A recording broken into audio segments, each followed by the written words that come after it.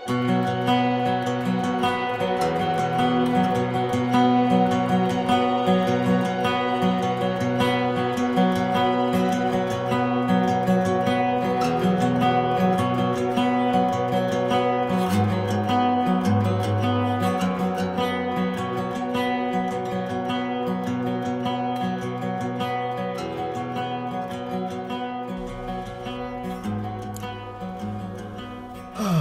episode 5. These are not as consistent as I hoped they'd be. The first 4 were almost daily, but life happens. Work, and your school, and just stress of everyday living. It's not gonna be as consistent as I'd hoped it'd be, but I want to keep going with these. It's December 12th. It's not even 5 a.m. yet. I'm actually sitting at a Starbucks parking lot. I just got some coffee, and I was going to open up the Bible and read Genesis 22 through as far as I could get for the next 30 or 40 minutes. This morning, I'm going to Dawn Patrol in an hour, just down the street. Then after Dawn Patrol, I'm going to go to court. I have a probate case opening and a probate case closing. So, what else is going on? A couple days ago, I was a substitute teacher for your first grade teacher. You were all very worried about me yelling in class. I think the entrepreneur and the namesake sat me down and said, "Listen, Dad, you understand you're not supposed to yell, right?" So the rest of the week leading up to me subbing, I kept telling you that I was going to embarrass you or wear something silly or maybe put a bathrobe on, and the namesake and the entrepreneur were mortified that I was going to do it. Finally, while driving to church last week, I was telling the namesake that I was going to do it, and you called my bluff and said, "You're not going to do that," and your mom started laughing so hard.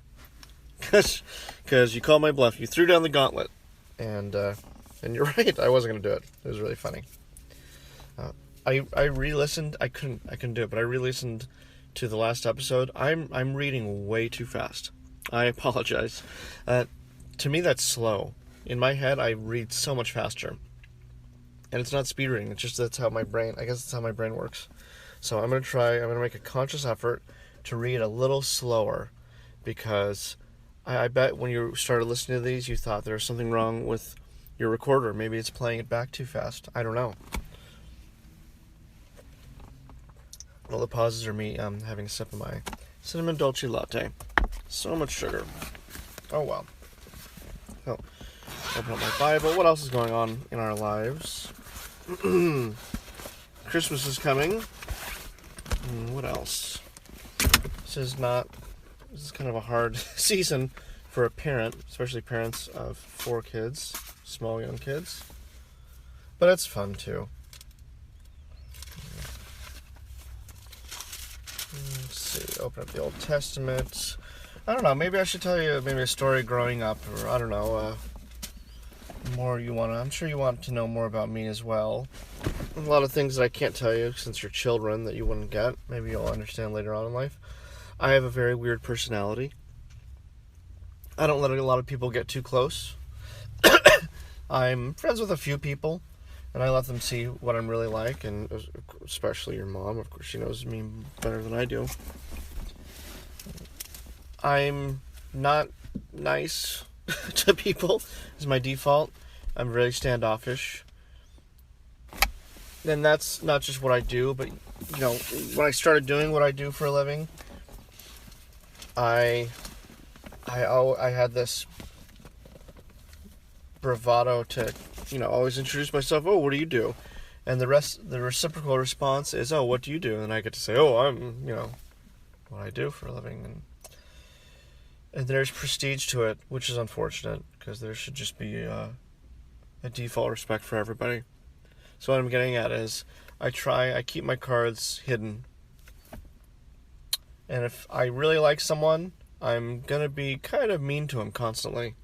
Like there's secretaries in your grade school office that I walk in and I am just so mean to.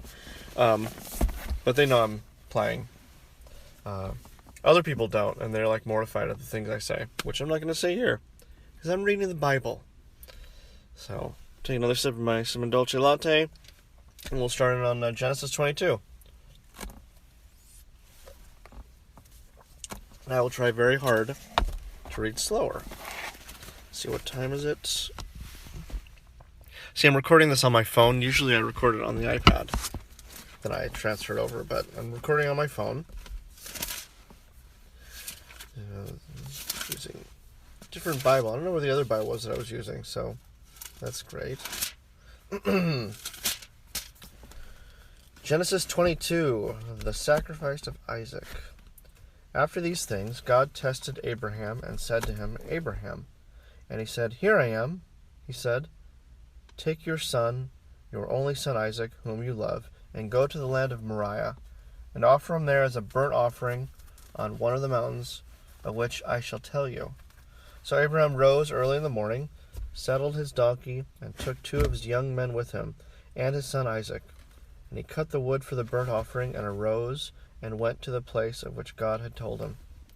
On the 3rd day Abraham lifted up his eyes, and saw the place from afar. Then Abraham said to his young men, Stay here with the donkey. I and the boy will go over there and worship and come again to you. And Abraham took the wood of the burnt offering and laid it on Isaac his son, and he took in his hand the fire and the knife. So they went both of them together, and Isaac said to his father Abraham, My father. And he said, Here I am, my son. He said, Behold, the fire and the wood, but where is the lamb for a burnt offering? Abraham said, God will provide for himself the lamb for a burnt offering, my son. So they went both of them together. When they came to the place of which God had told him, Abraham had built the altar there, and laid the wood in order, and bound Isaac his son, and laid him on the altar on top of the wood. Then Abraham reached out his hand and took the knife to slaughter his son. But the angel of the Lord called to him from heaven and said, Abraham, Abraham. And he said, Here I am. He said, Do not lay your hand on the boy, or do anything to him, for now I know that you fear God, seeing you have not withheld your son, your only son, from me.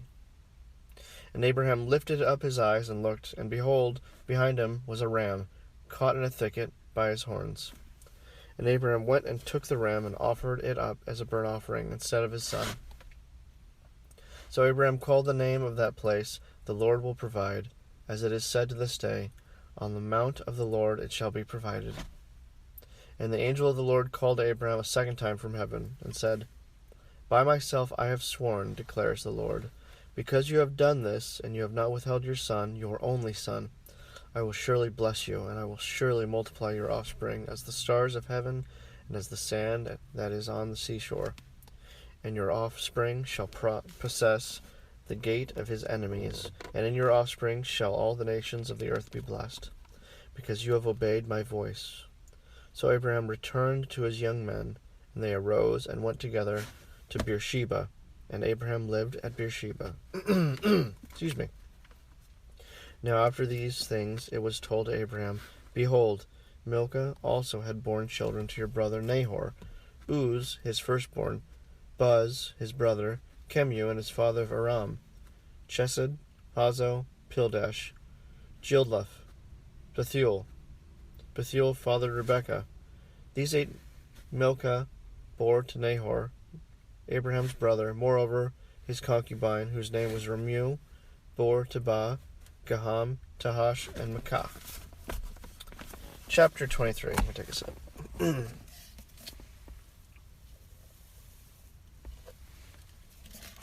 Alright. Sarah lived 127 years. These were the years of the life of Sarah. And Sarah died at Kiriath Arba, that is, Hebron, in the land of Canaan. And Abraham went in to mourn for Sarah, and to weep for her. And Abraham rose up from before his dead, and said to the Hittites, I am a sojourner and foreigner among you. Give me property among you for a burying place, that I may bury my dead out of my sight. The Hittites answered Abraham, Hear us, my lord. You are a prince of God among us. Bury your dead in the choicest of our tombs. None of us will withhold from you this tomb to hinder you from burying your dead. Abraham rose and bowed to the Hittites, the people of the land. And he said to them, If you are willing that I should bury my dead out of my sight, hear me, and entreat for me Ephron, the son of Zohar, that he may give me the cave of Machpelah, which he owns. It is at the end of his field. For the full price, let him give it to me in your presence as property for a burying place. Now Ephron was sitting among the Hittites, and Ephron the Hittite answered Abraham in the hearing of the Hittites, of all who went in the gate of the city. No, my lord, hear me. I give you the field, and I give you the cave that is in it. In the sight of the sons of my people I give it to you. Bury your dead. Then Abraham bowed down before the people of the land. And he said to Ephron in the hearing of the people of the land, But if you will hear me, I give the price of the field. Accept it from me, that I may bury my dead there. Ephron answered Abraham, My lord, listen to me. A piece of land is worth 400 shekels of silver. What is that between you and me? Bury your dead. Abraham listened to Ephron, and Abraham weighed out for Ephron the silver that he had named in the hearing of the Hittites, 400 shekels of silver, according to the weights current among the merchants. So the field of Ephron in Machpelah, I'm saying that wrong, which was to the east of Manreh, the field with the cave that was in it, and all the trees that were in the field, throughout its whole area was made over to Abraham as a possession in the presence of the Hittites, before all who went in at the gate of his city. After this, Abraham buried Sarah his wife in the cave of the field of Machpelah, east of Mamre, that is Hebron, in the land of Canaan. The field and the cave that is in it were made over to Abraham as property for a burying place by the Hittites. Chapter 24. My voice is like all messed up. It's like I have a cold, which will never go away because of you kids. Hang on one second. I'm going to take a sip. It's very hard reading things out loud to me. I'm really outside of my comfort zone. You know, growing up, my dad would want to read me articles from Reader's Digest. And I just couldn't stand being read to. I don't know why. I just really wasn't a big fan of it. I think I'm going to read one more chapter, and then I'm going to save my voice because it's crazy. I think I'll just pause it, and we'll start up again instead of making this a whole new episode. I'm sorry. I want this to be special, and I also don't want to lose my voice. How many minutes we got going here? There's 12. That's not enough. That's not enough for my kids. Let's read chapter 24. At least. I'll read chapter 24, then I'm going to take a break. I'm going to take a break now, actually. Yes, chapter 24. Take a break.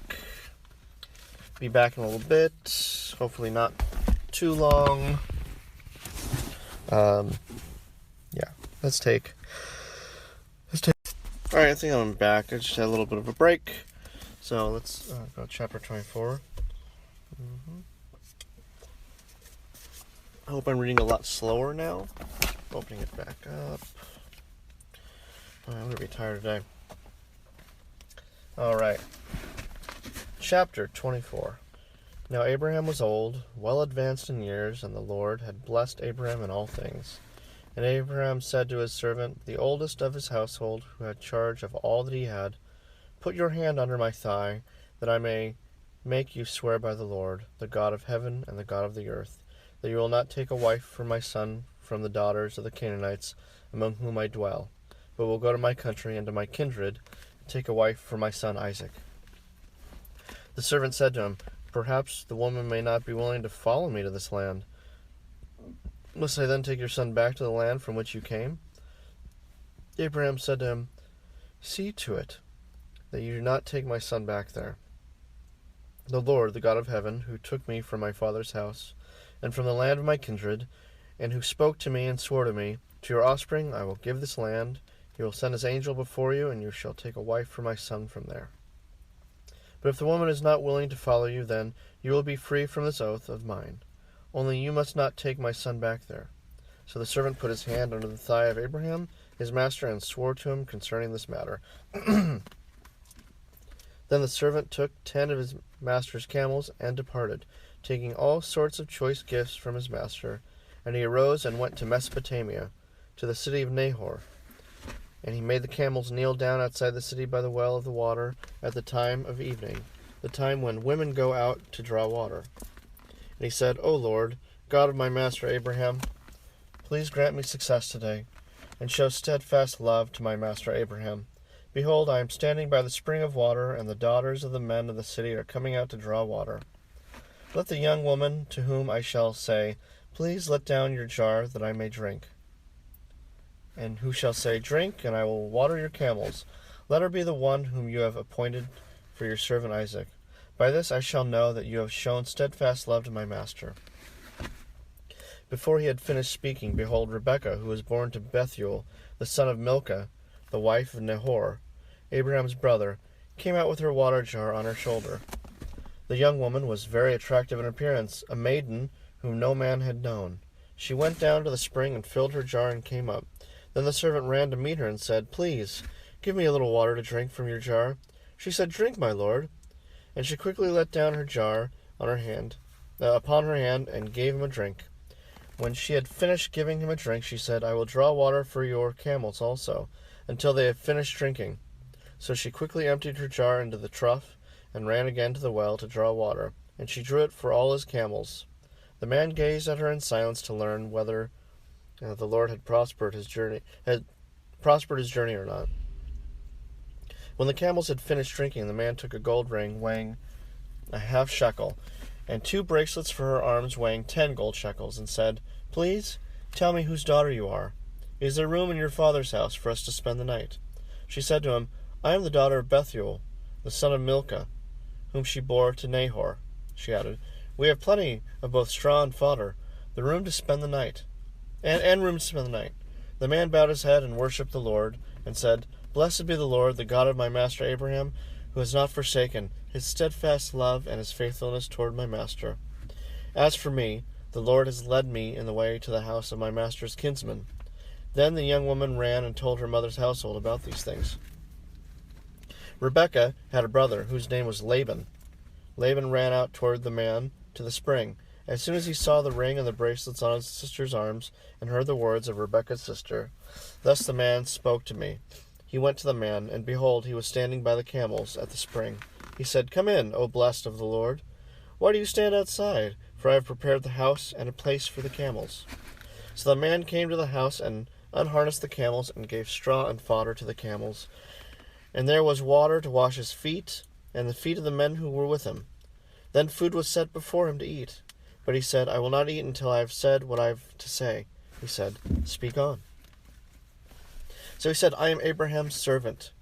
The Lord has greatly blessed my master, and he has become great. He has given him flocks and herds, silver and gold, male servants and female servants, camels and donkeys. And Sarah, my master's wife, bore a son to my master when she was old, and to him he has given all that he has. My master made me swear, saying, 'You shall not take a wife for my son from the daughters of the Canaanites, in whose land I dwell. But you shall go to my father's house and to my clan, and take a wife for my son.' I said to my master, 'Perhaps the woman will not follow me.' But he said to me, 'The Lord, before whom I have walked, will send his angel with you and prosper your way. You shall take a wife for my son, from my clan, and from my father's house. Then you will be free from my oath when you come to my clan. And if they will not give her to you, you will be free from my oath.' I came today to the spring and said, 'O Lord, the God of my master Abraham, if now you are prospering the way that I go, behold, I am standing by the spring of the water. Let the virgin who comes out to draw water, to whom I shall say, Please, give me a little water from your jar to drink, and who will say to me, Drink, and I will draw for your camels also. Let her be the woman whom the Lord has appointed for my master's son.' Before I had finished speaking in my heart, behold, Rebekah came out with her water jar on her shoulder, and she went down to the spring and drew water. I said to her, Please, let me drink. She quickly let down her jar from her shoulder and said, "Drink, and I will give your camels drink also." So I drank, and she gave me the camels to drink also. Then I asked her, "Whose daughter are you?" She said, "The daughter of Bethuel, Nahor's son, whom Milcah bore to him." So I put the ring on her nose and the bracelets on her arms. Then I bowed my head and worshipped the Lord and blessed the Lord, the God of my master Abraham, who had led me to this by the right way, to take the daughter of my master's kinsman for his son. Now then, if you are going to show steadfast love and faithfulness to my master, tell me, and if not, tell me, that I may turn the right hand or to the left. Then Laban and Bethuel said, "The thing has come from the Lord. We cannot speak to you bad or good. Behold, Rebekah is before you. Take her and go, and let her be the wife of your master's son, as the Lord has spoken." When Abraham's servant heard their words, he bowed himself to the earth before the Lord. And the servant brought out the jewelry and silver and of gold and garments, and gave them to Rebekah. He also gave to her brother and to her mother costly ornaments. And he and the men who were with them ate and drank, and they spent the night there. When they arose in the morning, he said, "Send me away to my master." Her brother and her mother said, "Let the young woman remain with us a while, at least 10 days. After that she may go." But he said to them, "Do not delay me, since the Lord has prospered my way. Send me away that I may go to my master." They said, "Let us call the young woman and ask her." And they called Rebekah and said to her, "Will you go with this man?" She said, "I will go." So they sent away Rebekah, their sister, and her nurse, and Abraham's servant and his men. And they blessed Rebekah and said to her, "Our sister, may you become thousands of 10,000s, and may your offspring possess the gate of those who hate him." Then Rebekah and her young women arose and rode on the camels and followed the man. Thus the servant took Rebekah and went his way. Now Isaac had returned from Beer Lahai Roi, and was dwelling in the Negeb. And Isaac went out to meditate in the field toward evening. And he lifted up his eyes and saw, and behold, there were camels coming. And Rebekah lifted up her eyes, and when she saw Isaac, she dismounted from the camel and said to the servant, "Who is that man walking in the field to meet us?" The servant said, "It is my master." So she took her veil and covered herself. And the servant told Isaac all the things that he had done. Then Isaac brought her into the tent of Sarah his mother, and took Rebekah, and she became his wife. And he loved her. So Isaac was comforted after his mother's death. Very fascinating how they did marriages back then. To the entrepreneur, that is not how we're going to be doing marriages in my household. So, I would love to do an arranged marriage, but I'm sure you're not going to appreciate that. You know, did I tell you the story of when I proposed to your mom? Maybe I did. If I didn't, or if I did, I apologize for this being repetitive. Your mom and I had been dating for some time. You know the story of how we met. We were both in grad school, and I kind of decided that it was time, I think, to propose. Now, what I wanted to do was I wanted to take your grandparents out to breakfast and talk to them about it and ask permission. You know, in this day and age, you know, how society is modernized, I still think it's required that the future groom asks the future wife's parents for the blessing. Not just permission, because, you know, once you become an adult, you know, you don't need people's permission. But I think you still need a parent's blessing. Not just the father's, but both. So my plan was to take them out to breakfast. The problem was, when I started dating your mom, your grandparents were kind of back together. They had separated for a little bit, but they came back together. But then, I think a year after... yawning. It's like 5 something. I've been up since 3. They eventually split. In fact, I remember when your grandma came in to talk to your mom about the fact that she was leaving for good, and it was devastating. And your mom was devastated, of course, and she could tell you her side of the whole thing. I was a witness, kind of like an interloper. She's kind of like watching as a fly on the wall, there for support, but I didn't know what to do because divorce, like, you would never get divorced like on my side of the family, but that's not a value judgment at all. It's just it was something that you just didn't do. And your great grandmother, who you lived with, who passed away last year, she got divorced in the 50s because her husband was extremely abusive, extreme infidelity, and alcoholic.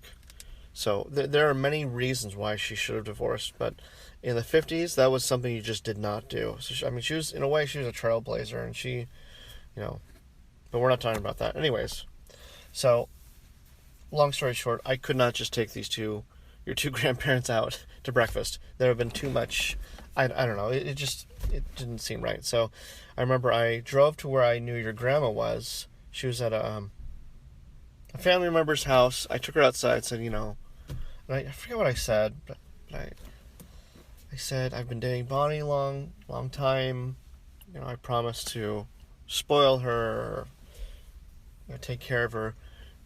Could I have your blessing to propose to her? And she was like, and she said yes. She started crying, and I said that one proviso, thank you so much. You cannot tell your other daughter, because you have an aunt and an uncle on your mom's side. You cannot tell your aunt, because she was younger, and I was afraid she was just going to run and tell your mom, which I'm 100% certain that would have happened. And so got the blessing. So then I drove to the high school your mom and I went to. Well, your aunt was playing soccer. After her soccer match, I took your grandpa aside. He was like walking out of the gates. I was like, hey, and we were talking, and I said, the reason I'm here is I'd like to ask your blessing to propose to your daughter. And he jumped up like 4 feet, and he was all excited. He's like, oh yes, and he shook my hand, and it was nice to get that kind of blessing. And then a couple days later, I took your mom up to a bluff above the track where your mom and I went to college. I took her down. It's like the same scene from in the Bible where Satan is tempting Jesus. He brings him up and shows him all the kingdoms of the land. And so I showed her the whole Bay Area, and I said to her, and I brought pizza, Round Table's Italian Garlic Supreme. We hiked up with that. We had pizza for a picnic, but it's our favorite pizza. It's great. Overlooking the bluff, looking at all of the bridges of the Bay Area, like literally all of them. It's an amazing view, and I will take you up to it one day. It's easy to get to. So I took your mom by the hand, and I said, I love you. I'm trying to keep her name out. I said, I love you. I'm in love with you. You're the greatest thing that's ever happened to me. You look out and you see the Bay Area, and you see everything. I'll give anything to you. I'll give everything to you. And then I kneeled down. It's like, will you be my wife? She jumped back. She said, oh no! And then I thought, oh my God, that was a really expensive ring. and then I said, what? And she said, oh, yes. and then she cried a little bit, and we prayed a little bit, and put the ring on her finger. The ring I'll tell you about another time. And then we were engaged. The engagement was a year and a half. We got engaged February 15th, 2003, to be married June 19th, 2004. It was a long engagement, but it was ours, and we planned the wedding, and it was great. One day, you'll plan your own wedding, and I hope we don't. I hope I don't control it too much. The wedding is kind of like there for the guests. It's not really there for the bride and groom, but I hope to have enough money to pay for it. But it was a great wedding, which we'll talk about another time. But that's how we got engaged. We dated for 7 years, and we were married 7 years before we started having kids. And it's been well over 7 years since we started having kids. So I don't know what the next thing in our life is going to be, but biblical marriages are different from marriages now. I'll tell you that. And I hope not to be a hypocrite one day when you all get married. I hope to be a blessing to you all. So, anyways, it's we're about 30 minutes into this podcast. Sorry, I didn't read much of the Bible today. I actually just talked about how we got engaged, and there's a lot more we could talk about. I think from here on out, I'm going to read at least a few chapters of the Bible, but I'll also talk more about my life too, because it's nice to hear that. I'm at this point in my life where my father, he's in good health, but he's slowing down. He's in his 70s. And when my mom died, she had the memory in the family. So the most tragic thing about my mom dying is the history kind of left with her. So that's another reason why I'm doing this podcast. I want you to have the history. I want you to have at least the history of our family that I know of. My memory is actually really good right now. I'm almost 40. I'm 39 years old. I'll be 40 in like 8 months. But my memory is still very sharp. For now. Anyways. I love you. And you know what I'm going to say? In everything you do it for the kingdom and the king. I love you. Your love made a way to let mercy come in. When death was arrested and my life began. Ash was redeemed, only beauty remains. And my orphan heart was given a name. My morning grew quiet, my feet rose to dance. When death was arrested and my life began. Oh, your grace, so free, washes over me. You have made me new, now life begins with you. It's your endless love pouring down on us. You have made us new, now life begins with you. Released from my chains, I'm a prisoner no more. My shame was a ransom he faithfully bore. Canceled my debt and he called me his friend. When death was arrested and my life began. Oh, your grace, so free, washes over me. You have made me new, now life begins with you. It's your endless love pouring down on us. You have made us new, now life begins with you.